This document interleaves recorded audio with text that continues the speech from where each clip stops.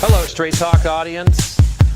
This is AI Gonzalo Lira, and this is Straight Talk, Cyber Cafe Edition.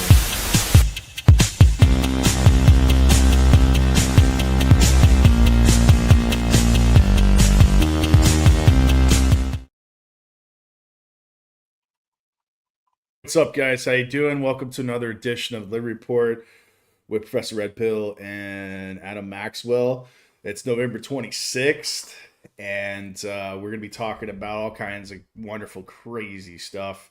Uniparty, Democrats, Republicans, like everybody just like joining on the same side, like doing stuff, and economy going to chaos, and all kinds of stuff. And it's like, it's just a world of crap, and it's like surrounding the planet, and like, everybody's taking a bite of this poop sandwich, but Adam, go and take it away. Thanks for joining the Liberty Report on the 26th of November 2025. We're most of the way through collapse 2025, and well, are you feeling it now?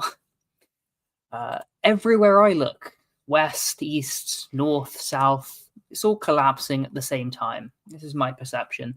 Every country feels worse. Every system feels heavier. Maybe not everywhere at the same pace, but personally, I mean, I'd like to be optimistic by nature, and I'm just not seeing it. For decades, people have relied on many escape routes. Move city, move across the country, have another passport, have another plan ready. And now looking around, looking at all the everywhere, it seems that these solutions pretty much gone. We saw very heavily 10 years ago this nomad capitalist fantasy. You can just swap passports, change continents, chase opportunity. But the decay is being synchronized all over. Right? Surveillance is global. The debt, global. Demographic pressure. Every country, it seems, is caving into these political ideologies. It seems that everywhere you go, you're dealing with the same system, just with a different accent or a different language. And I think everyone feels it. I mean, some people maybe pretend it's fine. Some people maybe are even thriving. And if you're thriving, good. I'm very happy for you. But I think most people, I think, are struggling. Prices are up, stability is down, culture's collapsing, families are becoming harder and harder and harder to build. And yet somehow we're told this is progress. So today, we're going to be breaking it down why escape is no longer so viable. That every country seems to be deteriorating simultaneously, and why, maybe for the first time in living memory, perhaps there is nowhere left to run. Yeah, I definitely agree with that opening statement, Mr. Mad Maxwell. The situation is that we're seeing history repeating itself from the 1920s, when the Roaring Twenties with the boom and bust cycles, and we're at the cusp of hashtag collapse 2025, i.e., the next great depression of 25. And I've been predicting this. I even talked about what we're talking about now, that there was going to be nowhere to run, that you're going to see the economic turmoil reach global proportions. If we go back to 2008, it was mostly regional. It was predominantly Europe and America. I actually left and went to Asia to take work at the time, because there was no work in the US or Europe. And eventually went to the Middle East. There was still work. The salaries were still good. The economy was still stable. Oil prices were still up as a result of it. They weren't really affected that much. The Asian market was not really affected that much. But when I went to Europe to take a certification course for teaching, it was bad. People were like, yeah, dude, the economy's bad here. It's getting worse and worse. And I was like, all right. So like, basically just went back to the Middle East, and that's where I am now. So, I mean, the situation is that basically we are looking at We are in the collapse hashtag 2025. There is nowhere to run. We are in a really bad situation. It's getting worse. I called it. I gave you the timeline. I said it would start November, December. We're already seeing it happen. Gold prices, I said, we go to 4,000. Silver prices, we go to $50 an ounce. And obviously, oil would never reach above $70 a barrel. Where are we at now? I said this a year ago. You remember I said it. I said it here on the podcast. Exactly what I said would happen is happening. And that Russian economy is not doing well. The sanctions are destroying them. And they're not only destroying Russia, but they're destroying Europe even worse, the Eurozone. I mean, Europe is taking... The sanctions are affecting Europe's economy more than Russia's economy, but still Russia's economy is still being affected by these sanctions and the ongoing war in Ukraine. And like I said, I've been saying, it's a banker's war, and it's just money laundering operation, and that's all I see it as. Military industrial complex, and the boomers just making money and money and money and money and continuing it from there. What do you want to add to that, Adam? Anything?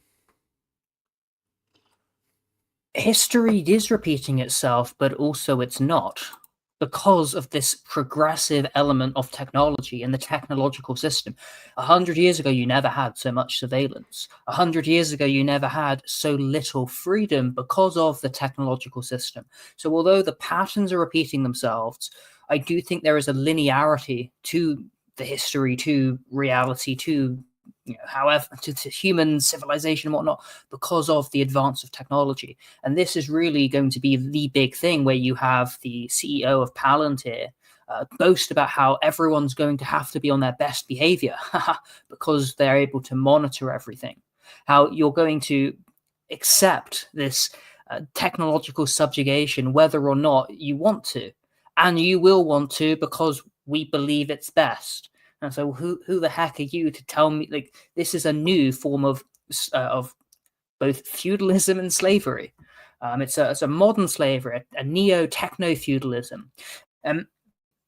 When you speak to most people about the past, they say, oh, it was so terrible. We were exploited by feudalism. We weren't free. We didn't have freedoms.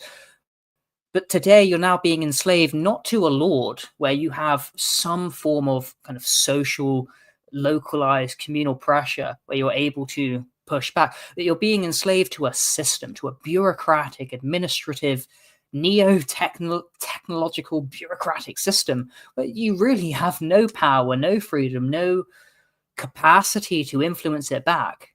And feudalism, you had to pay your tithe. You work however much you work. You give away the wheat that you produce, for example. You work for the Lord to some extent, and they feed you and they clothe you and you're provided for. Nowadays, you're being taxed a greater percentage, both in direct and indirect taxes and inflation. Everything's becoming less and less affordable.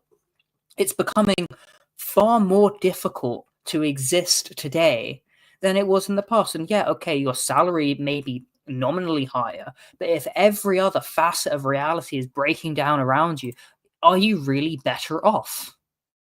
There is a good reason to believe that primitive man, or even feudal man, suffered from less stress and frustration and was better satisfied with his way of life than modern man is. And not just modern man, but we're looking at the future, and we're looking at this technological slavery. And it seems to be getting worse and worse and worse. And that problem of things getting worse is not because of the free market. It's not because of even capitalism. It's because of government extraction, financial enslavement, this economic compression, social, cultural decline, demographic pressure. All of these are leading to a collapse of family formation, ecological, physical decay, mental, ideological breakdown, this two-tier reality. And again, this crisis is not localized. It's not here, there. It's everywhere.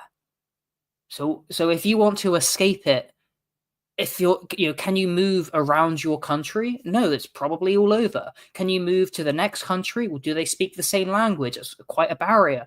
And okay, you've overcome that language barrier. Good for you. I'm very pleased. Are they experiencing the same kind of system, the same pressures? Maybe it's 10 years behind, and that's a good thing.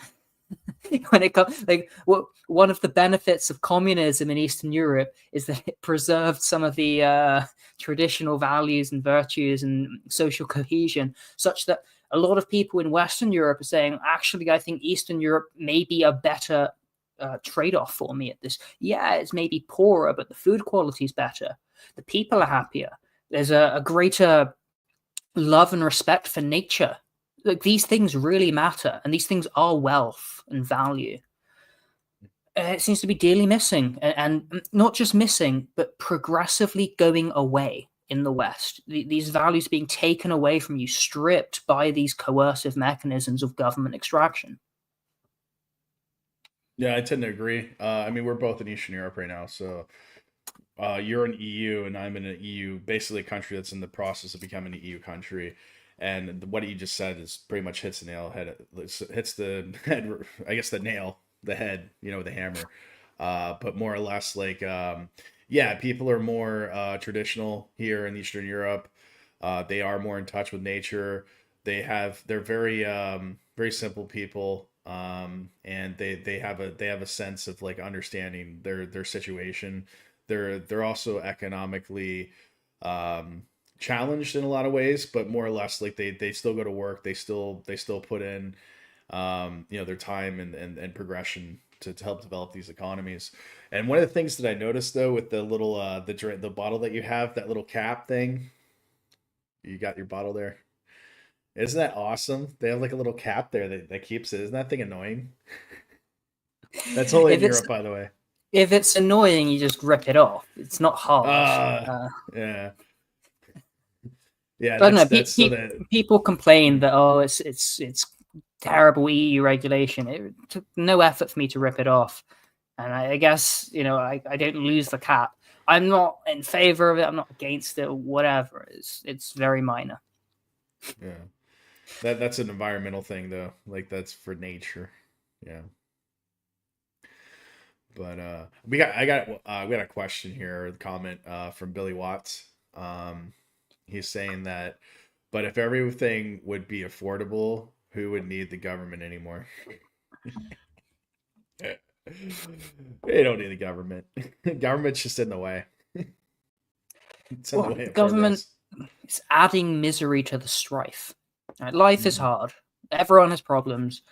Everyone has problems 5 years ago, 20 years ago, 100 years ago, 20 years in the future. Everyone has problems. It is my thesis that the cause of most of these problems are from the government. And we talk every week about how it's not to say there isn't personal problems and reality that comes and hits you, and things that you just can't deal with, or things that you can't resolve just by yourself, things that government maybe not be able to influence, or maybe they can. But certainly I think the root cause of a lot of this is the government, is that they sit at the top of the hierarchy of this artificial hierarchy of society. And they don't look at it as society, as a country, as a nation, as a people. They look at it just as a market. And as a market, they're the government. They have the ruling interest over it. And their ruling interest, particularly with democratic republicanism, is they want to exploit the market society as much as possible, to extract out as much as they can, to benefit themselves in the short run, as quick as possible, as soon as possible. Damned be the future consequences, because it's not a country, it's just a market, or market society. So they want to get as much as they can while they can, because they're in power for however little long they're in power for. They don't have long-term incentives. They're not interested like you maybe in the future of your country. What they're interested in is, how do I make the most money for me now and in the next few years over this? And this is how this extraction plunder all works. And it's houses 50, 60 years ago, you could afford a house. It might be 4 or 5 times your income. It's expensive, but you got to work hard for it. It's not like houses are growing on trees, but you could afford a house. You could afford, and on a school teacher's salary. Today, in many parts of the Western world, especially where they have this financial, monetary, it's where it is. I mean, even here, even where you are, Professor, house prices, they're not low, they're not cheap, they're not that affordable. No. Maybe they're not going up as much as they are in, say, America, but it's this is their inflation system. Mm-hmm. Yeah, they're going up rapidly. Like they're unattainable. Like Avatar, the unattainable, unobtainium or whatever they were digging for. Yeah, and the thing is that it's not only the fact that they're unattainable, it's the fact that they're poorly put together. They're slapping them together, like we saw in '07 before the '08 crash, where they were just building slave towers and building just to build, and they weren't. It wasn't like they were building single family homes. You're seeing that more in Eastern Europe and other parts of the developing economies or the developing world, but in the United States, they're building these McMansions and like boomer mansions and like multifamily homes that are, or not multifamily but single family homes, and these like plots, and they're asking for like absorbance amount of money, and they're building them mostly in around metro areas and suburban areas. And pretty much like the millennials and the Ys, the Y generation, even the Z generation that is now entering the workforce, they don't have a need for suburban homes. They have to move to the cities where the jobs are, and or they have to move where the manufacturing is. And the manufacturing is usually in more industrialized areas where there's a limited amount of housing. So, I mean, it is what it is. It's not rocket science. In Europe, Middle East, and Asia, they're building them in metro areas. So they're not building homes or any type of multi-family homes in like rural areas where there's farming and development still. There's still potential for growth. They're building these slave towers for profit, for investment purposes. And they're claiming like an ROI of like 7%, 10%, 15%. It's like, how are you going to get that ROI with inflation? So inflation, we know inflation, I don't know what it is in your country. I know here it's like 1% to 2%. In America, it's obviously around 2 to 3% officially. But you have an ROI of 7%. Yeah, you have an ROI of 7%. You can put money into the bank account and get between 4 to 10, depending on country and like currency. I think putting your money in the bank would be a better ROI than buying a house at this point. Not only that, but gold and silver, crypto. The crypto alone has a 7.7% ROI year to year so far. Gold and silver, I think the ROI is a little bit higher, if not about the same. So I mean, you would get more benefit from putting money in gold, silver, and crypto, or just leaving it in the bank in cashbacks and cash, just waiting for the economy to basically nosedive, and then buying up things on the cheap. You can buy that same house if you wait long enough. You could probably buy that same house for half the price when the market crashes. That's what I've been saying. Not financial advice, but I mean, that's what I'm predicting, is that we're going to see a market crash, a 70% correction. We're going to see Weimar Republic style collapse. That's what I'm seeing. When you talk about multi-family homes, you're talking about a big house Slave where towers. you can fit. You're talking about slave towers. apartment buildings. Yeah. Multifamily. They're building multifamily predominantly in developing economies, and they're building single family homes in Western economies. London, America, the English speaking Western countries, because that's these are homes, actually single family homes. So these are basically the most profitable. So like in the Western economies, the most profitable real estate is the single family homes. They sell for a higher percentage. These are the ones where you see the McMansions going for $1 million plus, where you look at, they even had a website during '08, right around the collapse. In like Canada, I guess in Vancouver, it was like crack house or $1 million home. And people were clicking on it. It was a running meme website. And like people were clicking on it. Oh no, it's a crack house. They know it's $1 million home in Toronto or in Vancouver or in like San Francisco. And it was just, it was insane how high the prices went. And it's the same thing now. You could basically, like, you could run the same website and say it's a crack house or $1 million home, and people would not know the difference. So that's how inflated it is. Is it what we call in the UK is a semi-detached house, where it's correct, instead of it being a detached house? In the UK, you guys are used to those row house type things like you see in Philadelphia, New York, because obviously London is where they're building most of the real estate, or like bigger cities. I mean, you have multiple cities there. So you have London, you have Birmingham, and a couple other cities that maybe Westerners aren't familiar with. But yeah, they build these like condo type, townhome type things, right? In UK, mostly smaller. They're single family homes, but they're smaller houses basically. You have detached houses where it's a self-contained house on your own plot of land. It's nice, but I think most houses, or at least I'm from London, where I'm like everywhere I've lived in cities, they're semi-detached, meaning it's its own house. You got a front door, you got walls, you got a fence, Mm-hmm. but it's attached. You're sharing it with other people. Yeah. Those are There's another townhomes in house America. next to it. Yeah. Oh, you're cutting out with the internet. It's all good. Yeah, those are basically townhomes in America. That's what we refer to those as. Where they're like single family homes. They're usually high rise, like 2 or 3 floors, but they're connected to other houses on a block. And you just basically have a backyard and a front yard. And I think that's the same in the UK. You do see them in Europe because we don't have a lot of land here, obviously, for real estate. So this is very popular amongst wealthier people in the UK and Europe. But most people live in slave towers. They live in these like basically like flat. I have a background, but you can see my flat is basically it's a single person's flat. It's just a 1 bedroom. It's very small actually, but the cost is not that expensive to rent compared to the United States or the UK. So I'm getting quite a deal with my salary range and what I'm paying for cost of living. Yeah, but I mean, getting back to the point here, Billy Watts brings up a good kind of a joke of a comment. I'll bring it up and we can talk about it. Who would build camps without the government, basically? So he's referring to work camps. And I often when I brought Terrence Popp on, I asked him a simple question. I said, what happens when the economy tanks, people are disillusioned, people are destitute, the currency is flatlined and the economy is collapsing? I was like, what usually happens as a result? He's like, well, you get an Austrian painter, basically. And this is what we saw in the Weimar Republic. We saw this in the Soviet Union, post World War I and World War II. And this is all happening around the same time.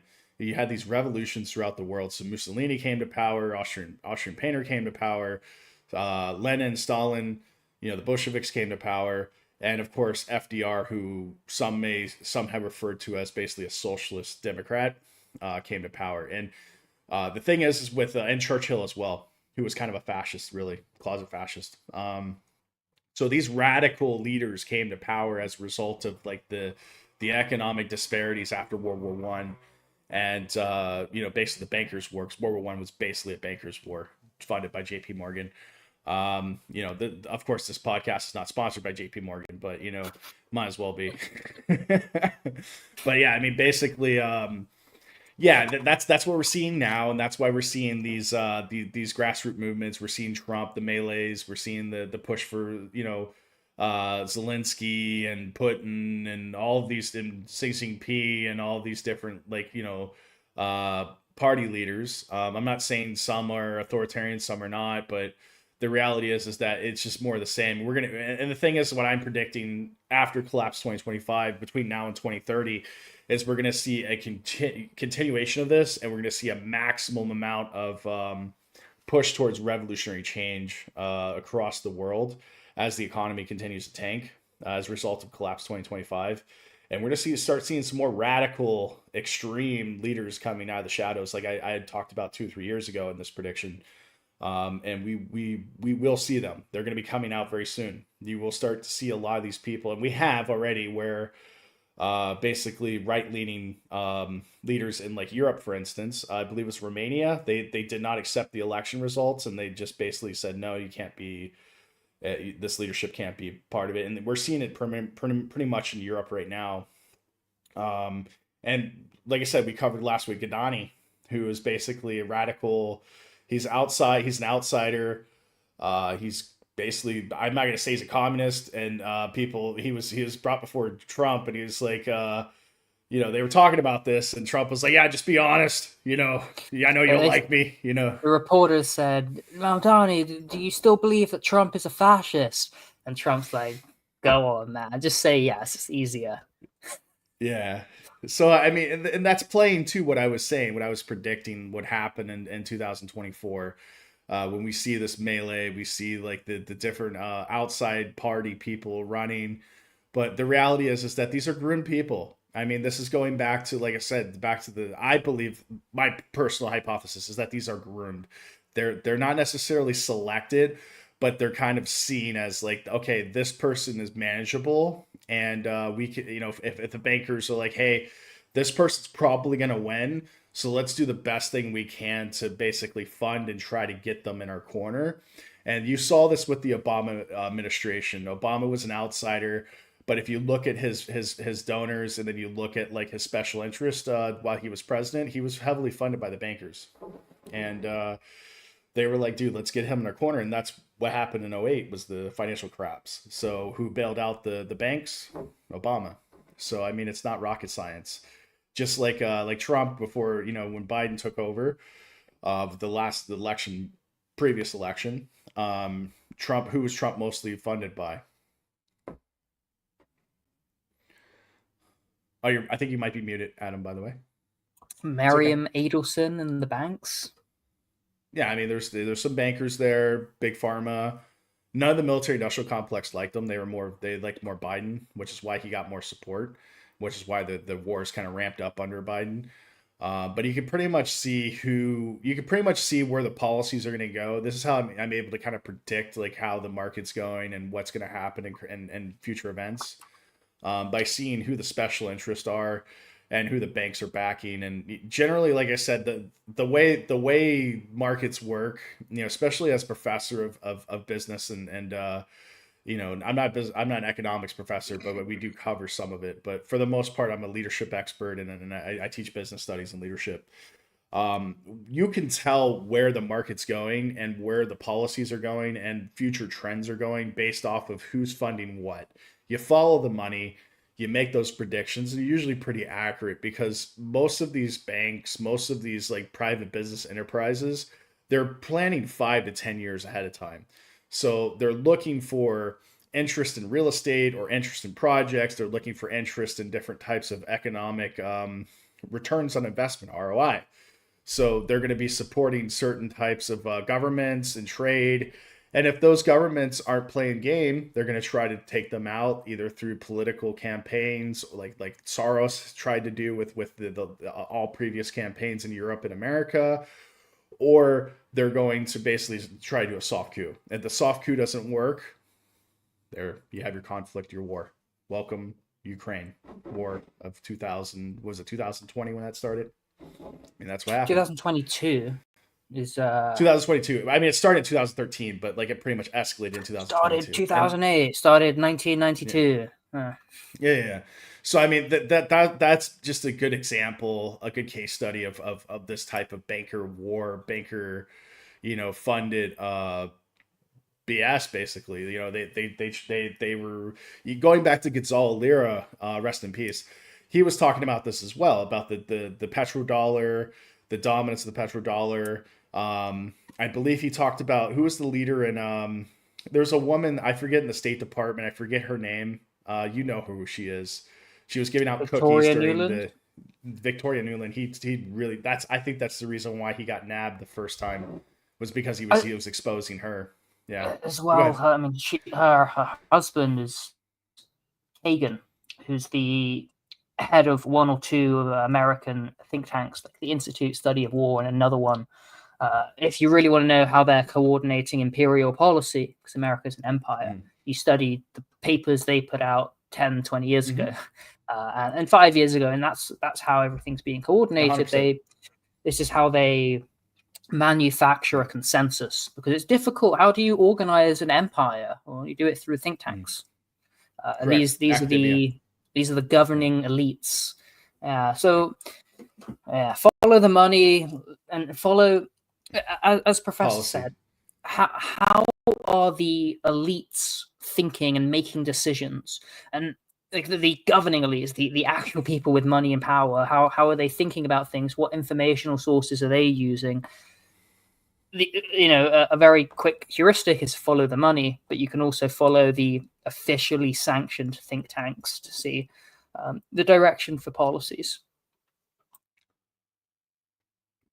Think tanks, government organizations. I mean, when I graduated, towards the end of my graduation, I actually got approached by a think tank to work for them in Washington State, and they asked for a writing sample, and I think my writing was a little too progressive or too radical at the time, and they were like, "Yeah, I don't think this guy's gonna work out." But I digress. The thing is that they're looking for these think tanks hire people out of college that are from top schools, the Ivy Leagues or the top private schools.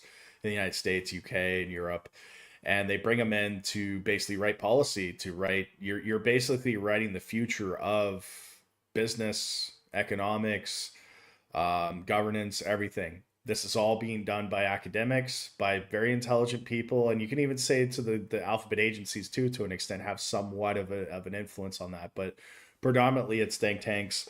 The alphabet agencies, like the private agencies like Booz Allen Hamilton, they do some stuff as well with analysis and collecting data, and these data points get funneled into like the think tanks as well as the government. So basically, the way it works is the government does not take a crap in the morning without actually having a game plan. They don't do anything without having any type of game plan and structure. And not only that, coordinated. but it's all coordinated. And not only that, but they have to have funding. They can't take a dump unless they have that golden toilet to take a dump in, like Donald Trump, his golden toilet.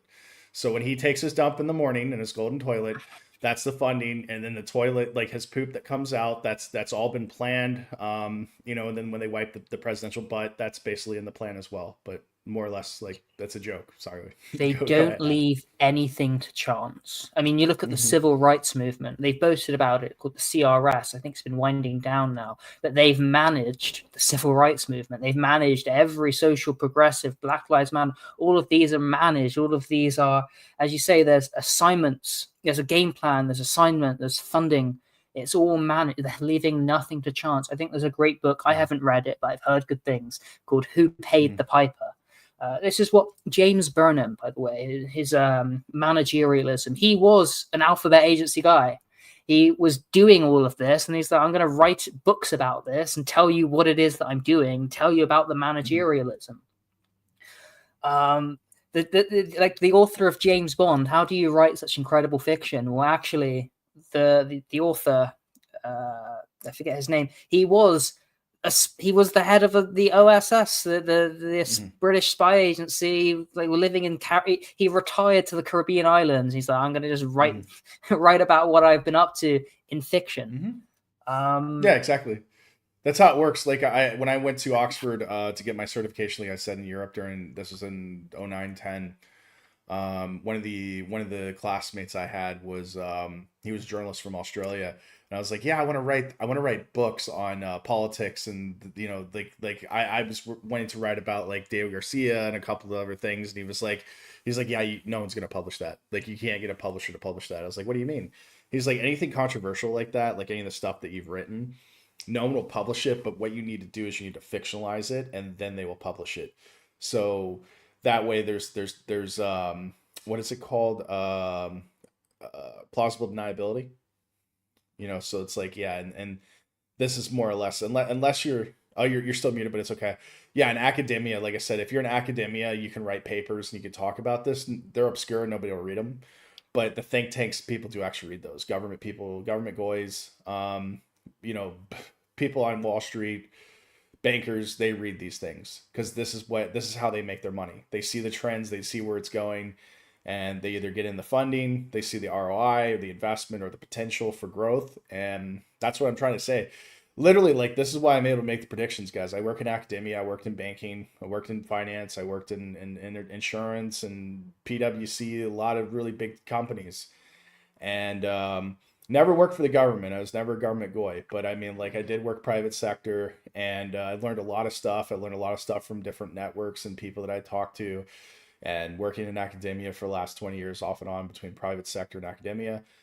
And like I said, it's all planned. We do the research, and there's some very smart people in these. I mean, like I said, I go from private sector to academia, private sector back to academia. And it's the same with the government goys. They go from public sector to private sector, public sector. It's all the same. So this is basically how these are done. I mean, I can't explain any other way. This is Wall Street. This is the top people in the industries. This is what they do. This is how they know what's going on. They know how things are done. It's business, bro, at the end of the day. But anyway, my exclamation was Ian Fleming. That's the author of James Bond. Yeah. This is how the capitalists are making their money. It's not necessary sometimes, but most of the capitalist class, it's this fusion with state. Elon Musk, he's the biggest welfare queen. He's from Africa, by the way. He's the biggest welfare queen in America. Yeah. He's an African American, yes. What they do, they align with the state policy, and the state policy is let's just keep the grift going for as long as we can, expand our reach, expand our privilege, expand our power, expand the surveillance. And again, it's an empire. It's an empire, and American empire. I mean, America's invaded Europe. Why is Europe everything? Because it's all entrenched. It's all entangled. And they don't leave it to chance, and it's all terrible.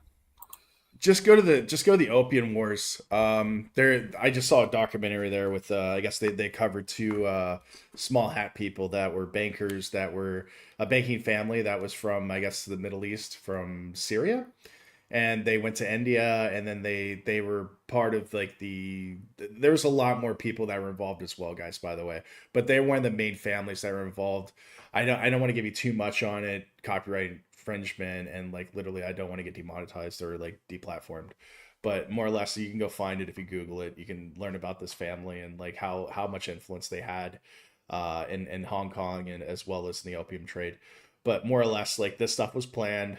The British government was making tons of money from opium trade and tea trade, going from India to China and back and forth, to destroy the Chinese empire. Not necessarily by design, it was about profits mostly. But when the Chinese government was like, hey, man, there's too much opium coming in, this is destroying our communities and stuff, they were like, okay, well, we want the tea, and we don't want to pay money for it. We want to trade for drugs, basically opium.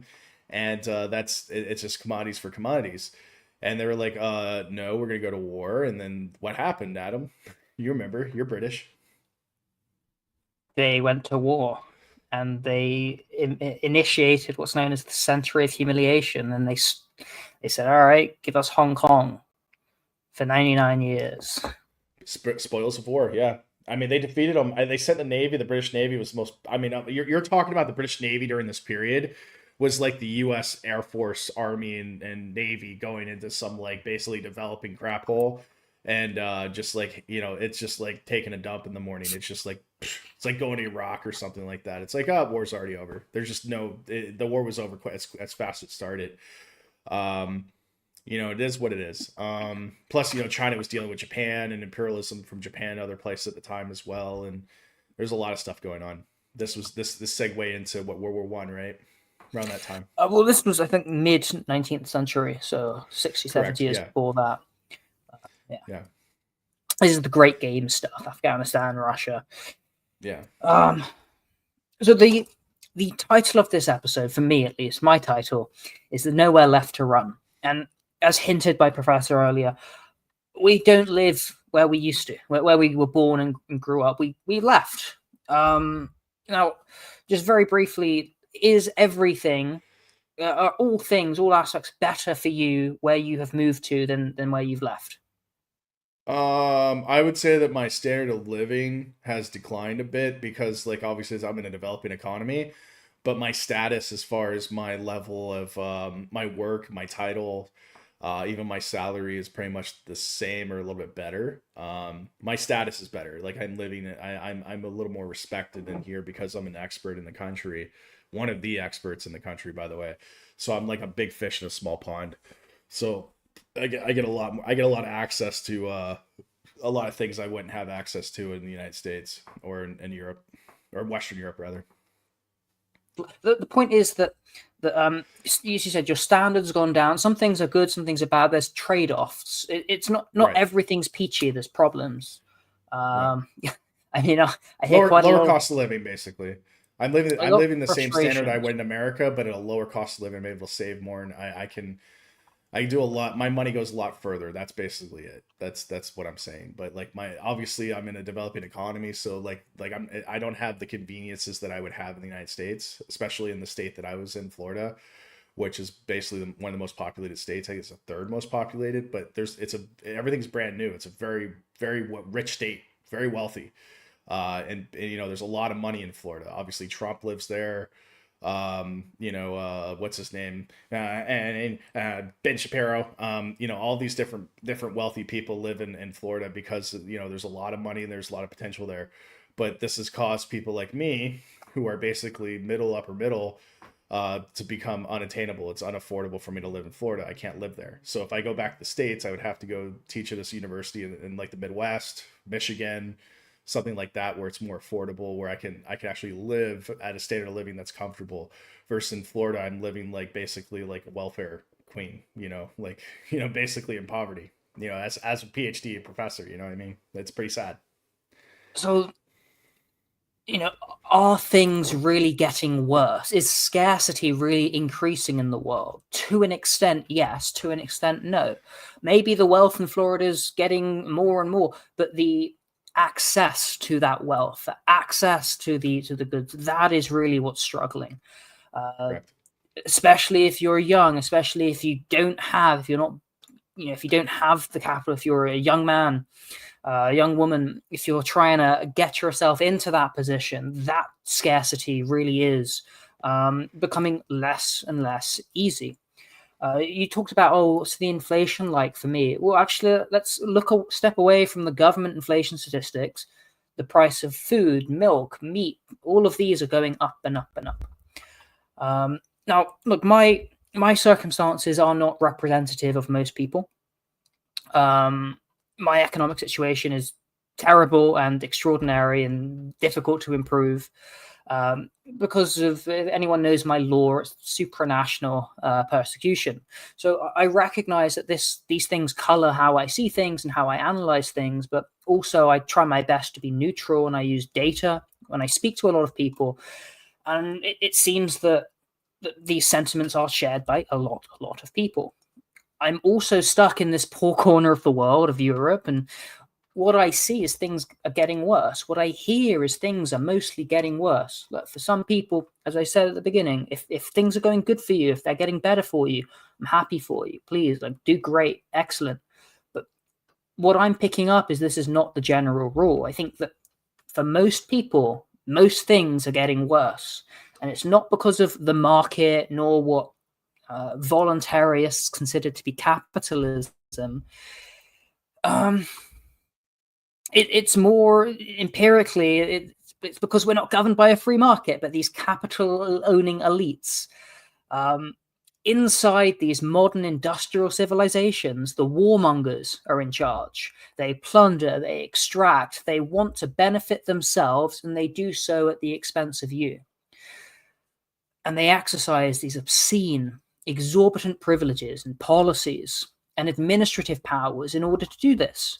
And as a result, within the societies, you have increased surveillance and control, everything I talked earlier, financial enslavement, economic compression. It's fostering social, cultural decline, in part through both immigration pressure, political failure. These are the things that are leading to the global collapse, which are affecting everything, everywhere. It's global, especially when they are waging war against one of the most impactful, powerful countries in the world, which is, of course, Russia, the giant behemoth of the Eurasian island. Yeah, I mean, more or less, Russia is it's a commodity rich country. It's not densely populated. It's very sparsely populated. Most of the population is in the western part of the country, which is more flatland. It's easier to travel in and out. It's closest to Europe. It's basically the European side of Russia. And much as it could be said the same with China. China is roughly the size of it's bigger than the United States. Russia's obviously bigger than the United States. And the thing is, the difference between China and Russia and the United States is that America is quite densely populated, and there's lots of cities, and people live all over the country. So it's quite populated. It's easy to travel, and it's quite inhabitable. But like with Russia, most of the commodities are in the east part of the country. The agricultural is kind of in the southwest part where the wars are going on right now.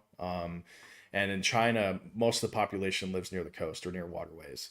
And that's just basically from Adam Smith, like Wealth of Nations, like waterways is generally where your commerce is and where your economic growth is. And with China, like 2/3 of the just like Russia, like nearly 2/3 is uninhabitable. It's just so, and they have different situation. Like Russia, it's basically frozen tundra and forest, and it's difficult to get in and out of there. It's a large it's a very significant sized country. And with China, it's the same. It's a very significantly sized country. It's just that the population is densely populated near the cities and the coastal areas, just like Russia. It's densely populated towards the European side. So this has a lot to do with the culture, has a lot to do with the commerce and how it's functioning as a society as a whole. And this makes it difficult as well because like in the United States, at least you can go to like Midwest, like I talked about, and it might be cheaper, more affordable if you're educated and you have access to education and skills, like that you can actually make a living wage still. And I don't know how long that's going to last, obviously, for the Midwest, because the Midwest is still affordable at this point. Ohio, the Ohio Basin, the former Rust Belt, Michigan, parts of like the farming areas of like Nebraska, Oklahoma, Kansas. But in Russia, it's just literally like if you don't live in Moscow, like you're in poverty. And China's the same thing. If you don't live in Beijing, Shanghai, or in the southeast, like you're literally in poverty. And this is just what we see around the world outside of Europe. So I mean, this is my analysis. I've been to these countries, I've been to these areas, I've worked and taught in these countries as well. So this is just my analysis, what I see. I don't know if you have a different viewpoint, Adam, but it is what it is. I digress. Go ahead and take over if you want. I think let's just take a step back from the economics for a second. I mean, we talked about wealth and poverty. If you look at the surrounding conditions in the West, there was just I think it was who's the guy that breaks all the stories, that goes in with I guess a pretty girl, and they go to the government employees and they This is America, a journalist. Yeah, that American journalist who they get the employees on a date, and they get some of the most amazing exposés. Anyway, are you talking about Hidden Boss or whatever it's called? Maybe no, it's okay. Let's go with Tucker Carlson for 500, but I think I'm wrong. Go ahead. It's not that guy. Right. There was recently a leak about Campbell's, the soup company, where they went into the executive and he said, "Yeah, I wouldn't eat that crap. It's made for poor people. It's made with lab-grown meat. Yeah. Lab-grown meat.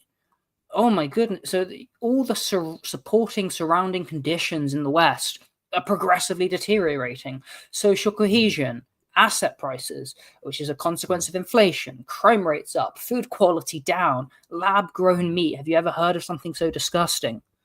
Yeah. I can contest to that. Like obviously being, we're both like basically Ivy League educated, highly educated, and we do have some circles in that regard with like we rub shoulders with some very wealthy elite type people, or we have in the past. These people don't eat goy slop, by the way. Like they do not. They eat organic. A lot of them are vegan or vegetarian. And it's the same like where I'm at here in Tbilisi. A lot of these like wealthier people, educated people, they don't eat goy slop. They don't go to McDonald's or any of these, the name drop McDonald's, or like I said, any of these places and eat the goy slop. They eat, like even me, I don't eat that stuff. I eat mostly organic, farm fresh stuff. You do as well, Adam. So I mean, like it is what it is. The goy slop and all this just different Franken food stuff, and literally, like if you're smart about it, you can actually eat cheaper eating organic if you go to the farm fresh, or you have a farm, or you have a way of growing vegetables in your apartment or whatever. But that's a whole nother podcast altogether. But literally, like we don't eat that stuff. It is what it is. So you can right now, apparently, maybe move out to the Midwest in America. I don't know if you can. Great, leave the cities. Yeah. In Russia, you can get land. There's lots of land. You can get land. It's very cheap. Yeah. So you said you live in poverty if you're not in the big city. There's less economic you have to have opportunity. Money.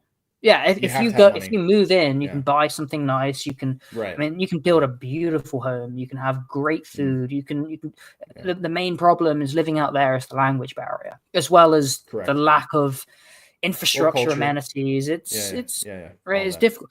In the Midwest America, maybe you can do that. The price of land is very high, not least because you've got Bill Gates and BlackRock buying up the land, commercializing it. America, it's going bankrupt, and when they go bankrupt, the government, what's going to happen to all the land which they're seeking to monetize and commercialize? Who knows? You've got all these problems in America. you can try and escape and go to the Midwest and Montana and Ohio, and maybe you can get away from the worst of what's to come. But I still think probably it's going to come. Now, there's two ways to think about it. There's a word, cosmopolitanism. And to be cosmopolitan, some people say it with disdain, some people don't. I don't know. A cosmopolitan is a universalist ideology. You kind of you're not feeling Hunger Games? away. To be cosmopolitan means like global person, right? You don't feel necessarily tied to a place. A lot of people condemn cosmopolitanism, and they say, "No, look, this is my country. There's nowhere else I want to go. I want to stay here and fight."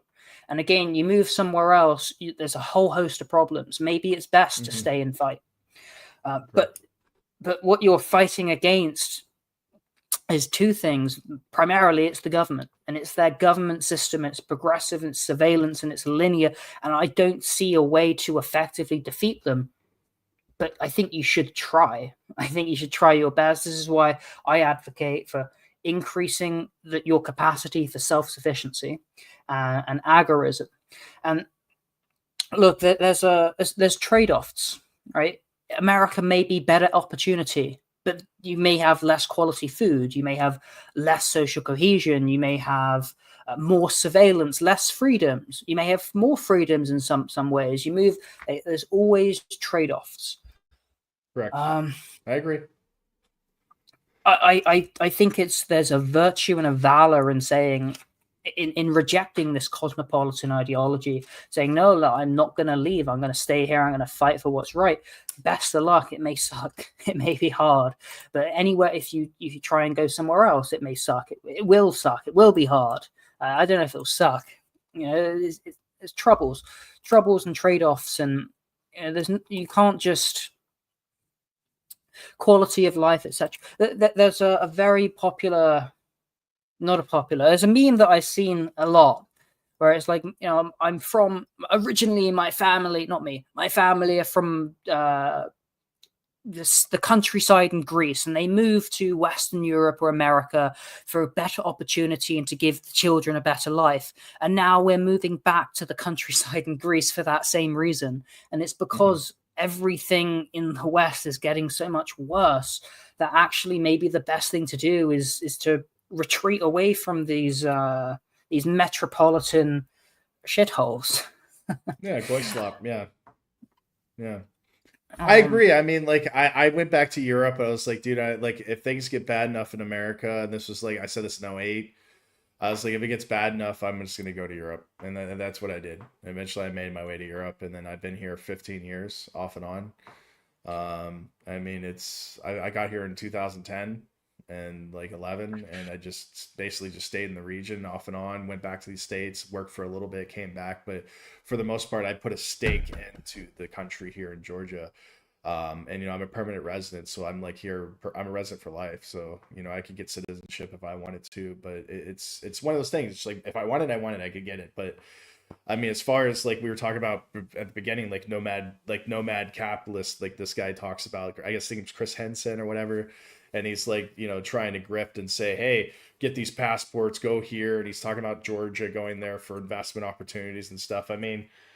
No, because even if you're an American, you go to like Georgia, you're still going to pay your taxes in America. You're a slave. You know what I mean? You're a slave to that passport. You're paying for that passport. You're leasing that passport. Like you have to pay baby rent for the passport because of the privileges that you come with it. I don't know if it's the same in the UK if they change the tax codes or laws, but recently if you have to pay world income, I don't know if you really give a shit about that anyway, but like in America, I mean, literally you have to, I still gotta do a tax return in America. I still gotta say this is what I make and all this and pay taxes, but it's difficult to relinquish my citizenship in America. I don't know if I would actually do that, but it's a huge hassle and burden. So that's why I just remained as a permanent resident here. But I just, there's no point to go back to the States in the future, in the foreseeable future, 4 years, 5 years, maybe even 10 years.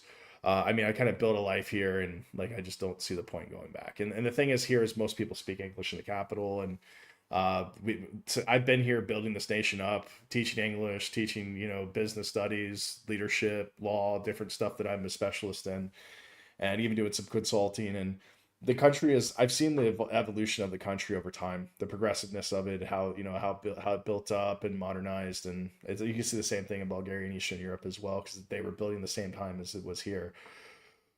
Yeah, it's just, what's the point? My standard of living is, like I said, there's trade-offs like you said, but my standard of living really isn't that much different. It's a little bit not as great, but at the same time, the cost of living adjustment is substantially to the point. It's substantially better to the point where it's just makes more sense. It's a no-brainer just to stay here for the time being. Plus, I've made roots, and I've made a stake here, so I'm gonna stay. It is what it is for the foreseeable future. The journalist I was thinking of was James O'Keefe, formerly of Project Veritas, and he set up OMG something. Is Europe great? I don't know, but there's problems everywhere. So it's important. Like, you can try and run, but you have the same problem. It's the same system.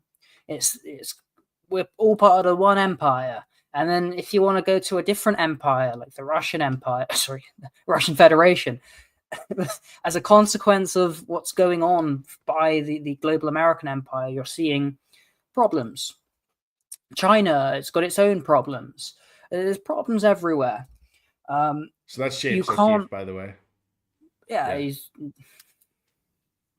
a good journalist. Continue, I'm sorry. Trade-offs everywhere. There's nowhere you can go to escape these problems. You can try your best. For me, being from the UK, as one may hear from my accent, I think it was a no-brainer. It's not a choice. You have to leave, because what I found to be the most disgusting is you look around at the society. Even some friends, family, countrymen, strangers. Even you look around, these strangers you believe are one and even those whom are, you believe, one and the same of your nation. You see their attitudes, and you see the way they think about things, and you're like, whoa, how on earth are you able to think this way? It's the extent of the brainwashing and menticide there. There's no way around it. For me, it was a no-brainer. There's no chance I can remain in the UK. Plus, the government said, kill you. For you in Florida, I feel like you said the conditions are just so bad. I have to get out of here. Now, you could have gone to the Midwest. Cost of living. You chose to go to Georgia, where you're a permanent resident, the country where you're a permanent resident. My options were to go to Michigan or the Midwest, or come to Georgia. And I was like, well, I know Georgia. I know, like, I have a stake here. I have work history. I would have to uproot my life and completely change and meet all new people in Michigan. I have friends there, like Terrence Pop's there, several other people, colleagues that I know that are working there and living there, and they would definitely help me get transition there. But at the same time, it's like Tbilisi was just easier for me, and plus the cost of living, and then I was able to obtain a good salary job and position, like a permanent position. I have tenure or developing. I guess it's long-term contract. It's like 4 years, and it's renewable for indefinitely, depending on how, it is what it is, my work and research and things of that nature. So basically they pretty much said, I'm here, I can stay as long as I want. So I have job security, so I'd rather just stay here. It was a no-brainer, basically. So my conclusion is there nowhere left to run?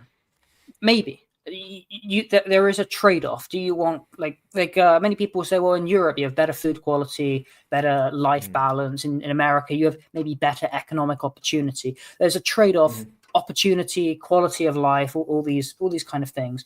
I think there is a place that one can run. I think you can choose where you want to be, the battles you wish to fight. Do you want to remain in New York City under communist Mamdani, Islamo-communist? Do you want to stay in Florida where the unaffordability is pushing you out and making life harder and reducing your quality of life, even as maybe things are getting better for some people around you? Do you want to uproot yourself, go to a different city? I mean, the history of America is people leaving from Europe to go to America to build and settle, and hardship.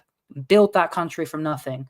And then, do you wish to continue on that tradition, moving west and continuing to build and settle and homestead? Or, there's not much to do. You got to now buy the land, which is being inflated, and it becomes very difficult. But at least there's some familiarity there. At least you may identify, this is my nation. I don't want to go anywhere else. It's very difficult, especially the language barrier. There may be somewhere you can run to. You may be able to say, put down a flag, say, you know what, I have a nice feeling about this country. And I think that the politics, the society, the work culture, all of these things really do need to be taken into account, because they really do matter. So nomad capitalist, the perception, what he was trying to sell, just get another passport, just go, have all these options. I don't agree with that. I don't think it's feasible as everything's so interconnected and everything's going down the toilet. But I do think it's important to take some lessons from that, which is you need to have some kind of escape plan, even if it's just, if I wasn't where I am in my city, where could I go? And when you're traveling, make sure you think like, maybe that I'm not talking about necessarily internationally, travel around the country, around where you live, around the regions. Again, maybe you're very happy where you are, but maybe things go to crap. Maybe things get bad quickly and you have to have a way out. I think it's important that you have an idea of somewhere that you could run to, especially if you're going to consider kind of the virtues and benefits of things beyond just where is the best economic opportunity. And maybe you say, where I am right now is not the best economic opportunity, and that's what I'm focused on. Maybe you want to think about moving somewhere else. And again, maybe I'm from London, where you might get higher salaries, but the cost of living is astronomical. It does not make sense to go and do it. And there's a lot of people in this country. I speak to drivers around. They say, oh, the ones that speak English quite well. Oh, I lived and worked in London for a few years. It was terrible. I wouldn't do it again. Same here. I had people who worked in New York. When I flew back in November of last year, I think it was November last year. You've been here. I've been here a year. So like, he was like, I was working in New York City, and I came back, I guess during COVID, because of the situation with the layoffs and the shutdowns. A lot of Georgians came back actually. So I mean, I was like, I'm coming here because I think there's just more opportunity than America right now, and I'm used to the area, and I got family ties here now, so why not? And I could go back to America anytime I want, so it's not a big deal. I just right now it's just best to just chill out here. But one of the things, like Andrew Henson is his name, that he's the nomad capitalist. He's actually got an office here in Tbilisi. I haven't tried reaching out to him at all yet. I know he's on LinkedIn. I would like to get him on the podcast. He would come on, but I think that's kind of the whole thing that he's pushing is a little bit of a grift. Not completely, but he does give some good information. And a lot of this information, I think, is common sense. You can kind of figure it out on your own. If you really want to ask people, just ask people like you or I that have actually just pretty much are expats that I've emigrated, so I'm not really an expat anymore. I'm completely emigrated, and I'm a stateless refugee. Basically, yeah. So like, there's one quote that I really do like that he does mention. He usually mentions it in just about every podcast that he does. Go where you're treated best, and I totally agree with that. And I that's why I'm here. I go where I'm treated best, and right, like Georgia's like one of the best places I've been treated. For the most part. There's some stuff, like I talk about from time to time in the Telegram group. Link is in the description for both Liberty Rising group as well as the Consolidated Legacy group. It's the Liberty Rising group, right? I said that right. And then the Consolidated Legacy group. Those links are in the description. If you guys want to talk to us on Telegram, we're there, and we comment and post out there as well. So we're there daily, basically checking and communicating with our followers. But yeah, more or less like, just go where you're treated best. I totally agree with that. Yeah, I mean, I can't say anything else. I mean, it's definitely like what I predicted, what you've predicted and talked about as well. We everybody within the within our our group has pretty much talked about, this is what's going on. We called it. I gave a timeline. I mean, we got some very smart people in our little our little social group. So I mean, we know what we're doing. We know what we're talking about. And I work in academia, and I work with a university that's affiliated with some very top universities in Europe. So it's not like, I'm just a no name guy in the middle of nowhere. It doesn't, just BSing. I mean, like I've got the quantitative and qualitative and the experience to pretty much tell you guys what's going on. That being said, definitely join Adam's locals if you can. Help throw him some shekels. Help his operation, if you like his content. And same with my locals as well. If you're on Rumble, you can click the join button. I don't know if you're on Rumble as well. Not really. Yeah, no, you're not really posting yet. But on Rumble, you guys can click the join. It'll take you right to the locals. I think it's $4 a month. It's really nothing. I mean, it's like a cup of coffee. One cup of coffee a month. You can just basically just not have to drink the goy slop. And like I said, if you use Rumble 3, I'll give you $3 off first month. You can try it out for $1 and see how you like it. My book's on there that I'm working on. I did the first draft of the publication and still working on it. Hopefully it will get published by like a named publisher once it's ready for publication. And then like I said, I'll see if I can get you guys an actual signed hard copy for those that follow. For obviously for a year or so, or stays, support my content, so to speak. I don't really care for like the CensorTube or Rumble or any stuff like that. Like, I don't think I'm monetized on Rumble. I'm not monetized on YouTube. I need 500 followers for that, but I don't even care if I'm monetized here. Main thing is just go to local, sign up.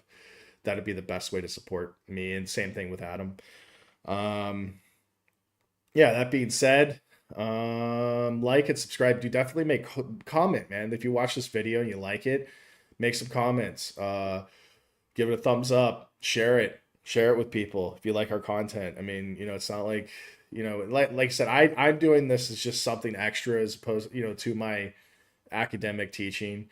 A lot of my students actually do follow the podcast and watch it, and they do share it. So I use this as a supplemental teaching tool for academia. So, I mean, you guys definitely are getting some good content here. And that being said, I don't know what else to say. Final conclusion is basically just this, like Andrew Henson says, nomadic capitalists, go where you treat it best. Adam's talking about trade-offs, positives, negatives, do a list of what you find that a benefit and a trade-off. And if the benefit outweighs the trade-off, then there you go. And the main thing is just travel. Just if you can, just try to travel, communicate with friends. And it's best to have a friend group or a family member or somebody that's in a country that they let you know what the situation is, that you trust, like that they're like, hey, this is this. I can help get you set up and that sort of thing. Not just go find some random guy on the internet and just say, hey, let's go hang out and good luck. No, I mean, like, it's best if you like have a friend group and people that are traveling and like they're working overseas, because they usually get you in touch with locals and maybe even try to get you a job and a cheap place to stay and give you the ropes and stuff. So if you guys need that, like I said, you can also contact me on the Gonzalez Legacy, and I can help get you set up here if you're really interested in coming. I do teach at university. If you guys are interested in studying at university, you can contact me with that as well, and I can try to hook you up with like scholarship or whatever. If you're interested in that, you can just reach out to me. It's all their legacy or in the locals, and I can talk to you about that as well if you want to study under me. I don't know what else to say, man. I'm just keep battling. I'll close it off. You can't outrun this. Not the economy, not the surveillance, not the cultural decay, not the extraction.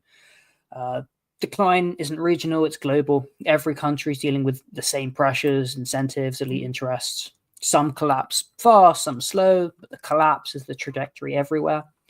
Because you can't outrun, you have to position. So pick the place where the decline hurts the least, where the government interferes the least, and somewhere you can build something, anything, without being crushed by the system. There is no perfect safe haven, just a strategy. Navigate it well. There really is nowhere else left to run. That's not the end of the story. It's the beginning of clarity. Thank you very much for listening. We'll catch you next week. Take care, guys.